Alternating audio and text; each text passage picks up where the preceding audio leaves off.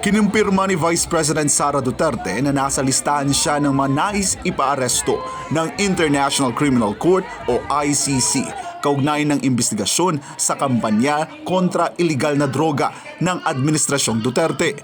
Yan ang sinabi ng bise sa isang panayam sa Carcar City, Cebu. Aniya, nalaman niyang siya ay kasama sa naturang listahan matapos nilang higpitan ang pagdalaw niya kay dating Pangulong Rodrigo Duterte at isailalim sa monitoring ang kanilang mga usapan. Yes sir, oo. Na ako sa listahan, daghan kaayo mi nga naa sa listahan sa ICC. Nahibaw ko ana kay pag-abot na ko dito natingala ko nga nung sa sugod pwede pa ko mabisita kada adlaw. Giundang nila pagkahuman ilahan ang gina-record ang mga ginaistoryahan namo ni Pangulong Duterte. So nasabtan ako nga nagapaminaw sila sa amo ang ginaistoryahan kay ang ilahang huna-huna ang amo ang ginaistoryahan kung unsa ang kaso o unsay ginabuhat sa kaso na ginabuhat nato sa kaso dinhi sa Pilipinas o mga strategy sa kaso. Bukod kay VP Sara, kabilang din umano sa listahan ng ICC sina Senator Ronald Bato de la Rosa at iba pang matataas na opisyal ng pulisya. Dili lang ako, layo pa ang pangalan dito. Ang nauna nga mga pangalan dito mao kay Senator Bato de la Rosa, kay katong dating Chief Albayalde, ang katong dating Police General si Danao o Police General si Karamat. Napo dito ang pangalan ni Bongbong. Mauna usas ila bago ako. Iginit pa ni VP Sara na politika ang ugat ng mahakbang ng ICC laban kay dating Pangulong Duterte at sa ilang opisyal ng pamahalaan.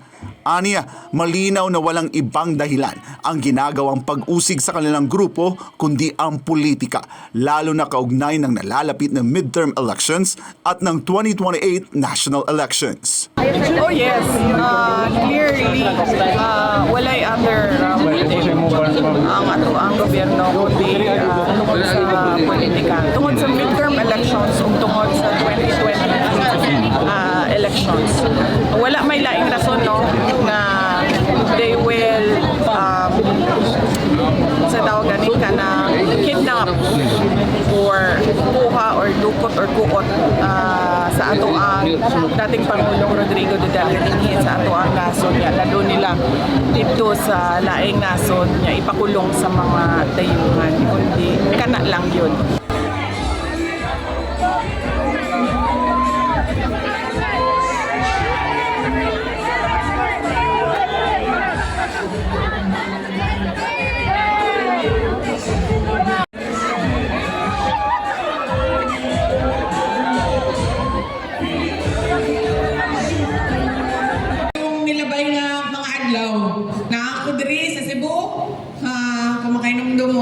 Bago ko ni Saka o Manila, dini ko sa Cebu.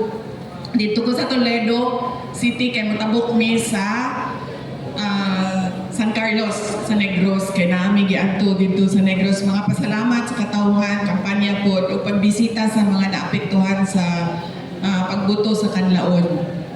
Ang tawag sa ako si President Duterte. Nangutana siya kung kamusta na ba daw ang kampanya, kamusta na ang Davao City, kamusta na ang Pilipinas. Ipaabot na ko ang inyong mga pag-celebrate atong iyang 80th birthday. Ipaabot na ko ang pag-update sa kampanya. Human nisulti siya. Ingon siya nga diretsoon na og hangyo ang mga tao. Ingna sila. Gahangyo ko nila, idiretsyon na nila ang napulo kabuok senador sa Duterte.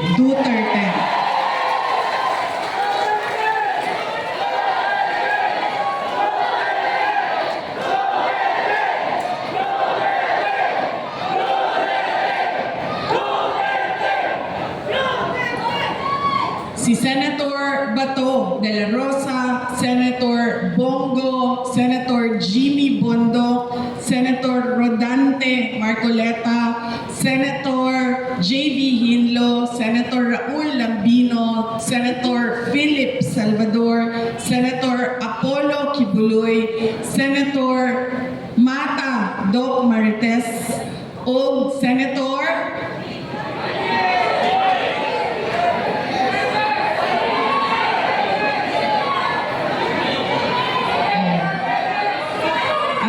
ako ang nangampanya, mas memorize pa ninyo ang listahan kaysa sa ako Senator Vic Rodriguez. O na siya ang napulo ka senator. Nalipay ko kay nahibaw mo sa listahan. President Rodrigo Duterte, kundi ipakita ang ato ang kalagod kay nakulong na siya dito. Unsa may mabuhat nato, naay mo abot nga eleksyon. Doon na kaayo. Paniguraduhon nato nga dili nato usabon ang maling batasan nato karon maabot na eleksyon. Bisan asa mo adto, pangutana ang mga tao dito sa Manila, mga Tagalog, mga taga Pampanga, mga taga Bicol, mga Ilocano, kamusta na? Kamusta na Inday Sara? 1,000, 2,000. O, paliguan pa mo tanan o akap kada bulan. Tupan kada semana. Diba? Muna batasan na to, mga Pilipino. Di na naman mo tanan kung sa may imuhang bisaan na dihatag nimo. Kung sa man ang imuhang kapasidad o abilidad. Kung sa man ang imuhang pagtanaw sa ako ang dignidad o sa ako ang prinsipyo, isip imuhang isip katao. Dapat, daghan mo para sa ako ang manggod. Kung sa man ako ang matabang sa imuha Inday Sara. Kung sa man ang mabuhat namo para nimo. Wala na mo'y mabuhat para sa ako. Wala na mo'y matabang. Dako pasalamat gikan kay dating Pangulo Rodrigo Duterte.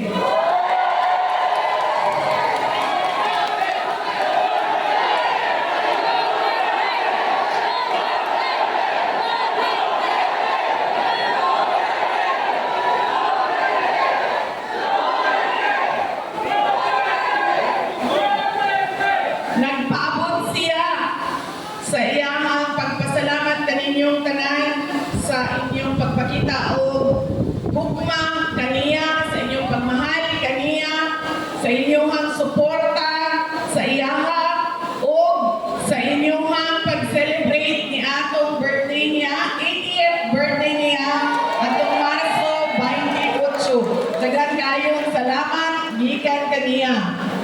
Ang sunod na pagpasalamat gikan sa amuang pamilya, ang pamilya Duterte.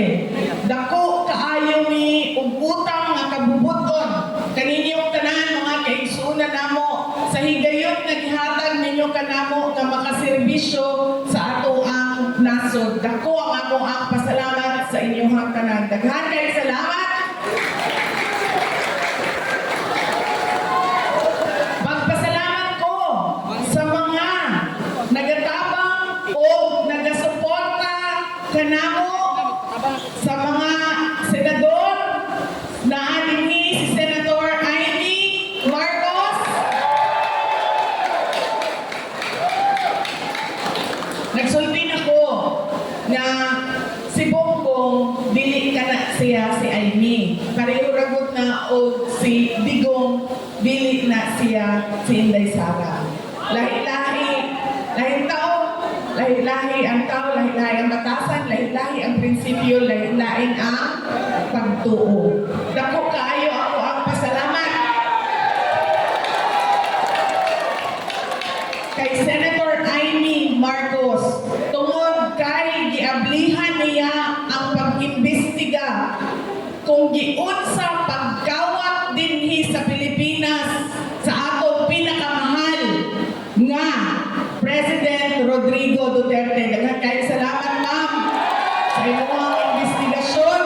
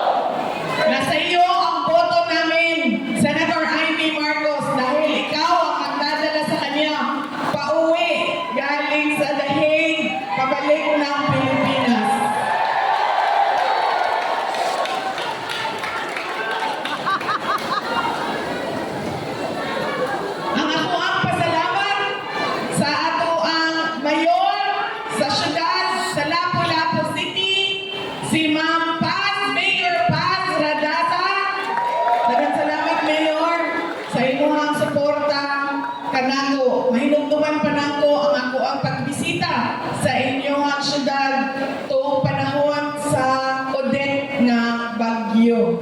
Daghan kay salamat, gitabangan niyo ang ako ang opisina para makahatag pud mi og tabang sa mga lumulupyo sa Lapu-Lapu City. Thank you, Mayor Paz Ragaza. Pwede mo man lingkod, okay lang. Masukong na ito na sa likod. Ano? Lagi, kachot lang. Kaya makita na ako, madunggan ako ang yaw-yaw dito sa likod. Gusto mo ni sila, uy, ito muna sila sa atubangan. Di na lang yun nila muna ako. Nanahin ang lingkod din sa likod. Nadili makakita.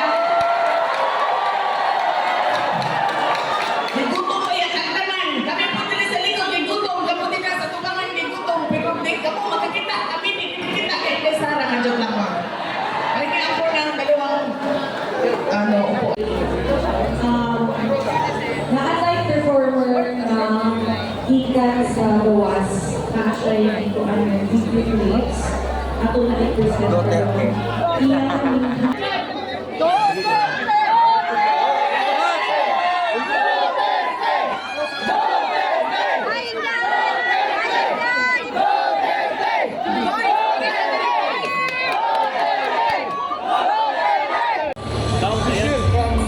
Mana sir? Asal official, sir.